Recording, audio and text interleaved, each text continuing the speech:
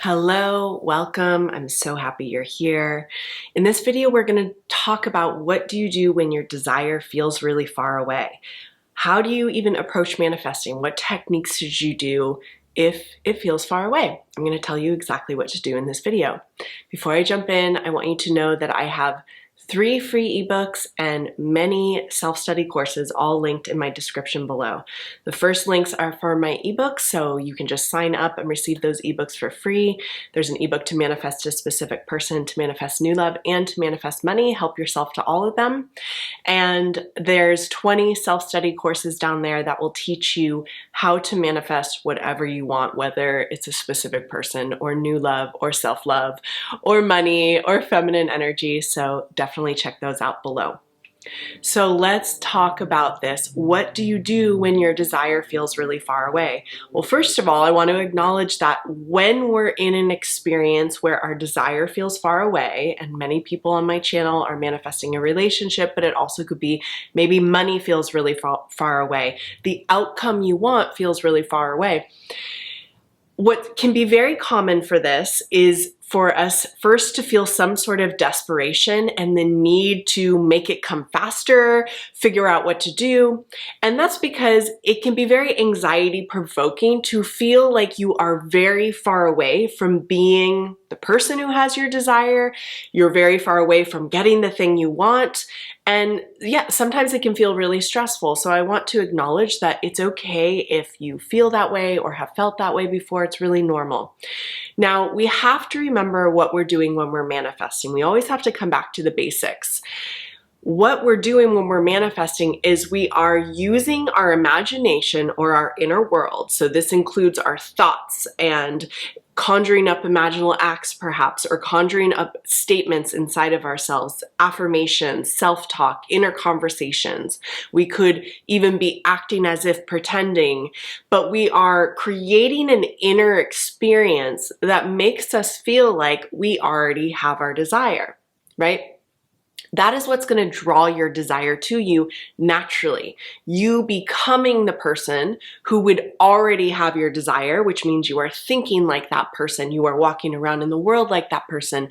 As you take on that new self concept, the natural outcome is to receive your desire. Okay, so we always need to be focused on self and who am I being. Now, if your desire feels really far away from you, what that means is you're currently walking around in the self concept of, I don't have this thing. That's why it feels far away. That's what I'm most identified with. I don't have it. I'm not in the relationship. I don't have the money, whatever it is. Those are the thoughts and the inner process that you are most identified with. Manifestation is really actually just a process of self-identification. Are you learning to identify as someone who is in the relationship, who is chosen, who is wanted, who is committed to? Is that who you are being? Or are you being someone who doesn't feel those ways?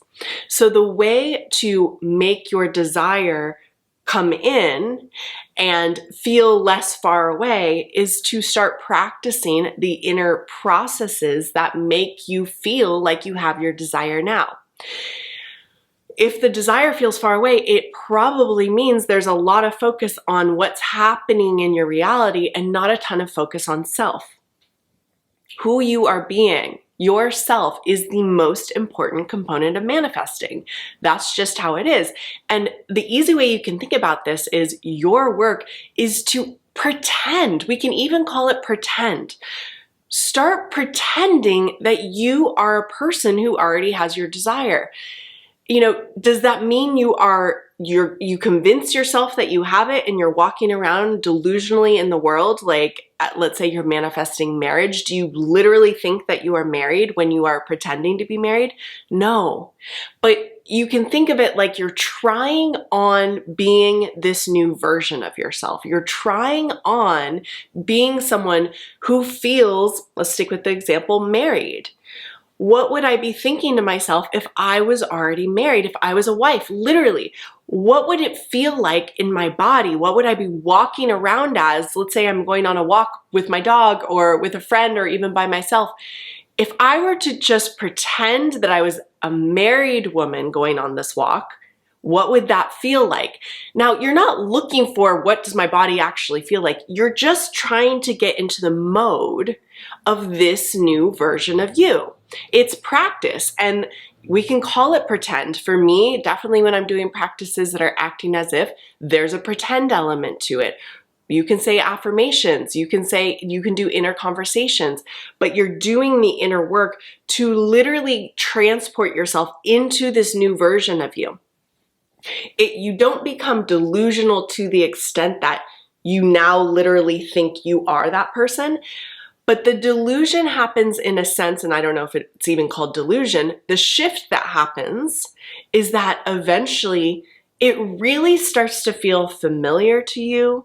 It starts to feel true. It starts to feel like it's going to happen. So again, if you're manifesting marriage or manifesting a relationship, if you're practicing being that wife or husband, if you're practicing walking around in the world as that person, if you're practicing the inner conversations, having a conversation with your husband or your wife, and just enjoying those inner conversations, if you're saying affirmations to yourself like, I love being married, I love being a wife, what's gonna happen is being a wife or being married or being a husband is going to start to feel familiar to you.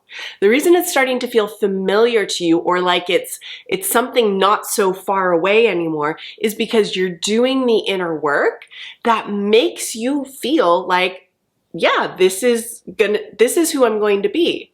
This is who I am.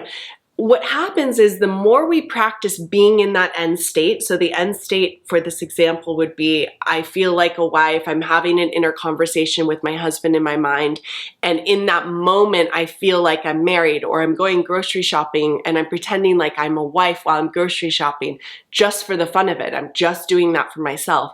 When you do these types of inner practices, what happens is your internal world, your internal landscape starts to shift in a way that the end result doesn't feel so far away anymore. It starts to feel close. It starts to feel familiar. It starts to feel like, well, yeah, that I know what that's like. I know what that's like to be a wife. As it starts to feel closer, what you can tell about that experience is that means you are changing. That means your self-concept is changing. And this is how we manifest. It's all inner work and all these different techniques, which I like to teach all of them because they all help us get into the end state in a little bit of a different way.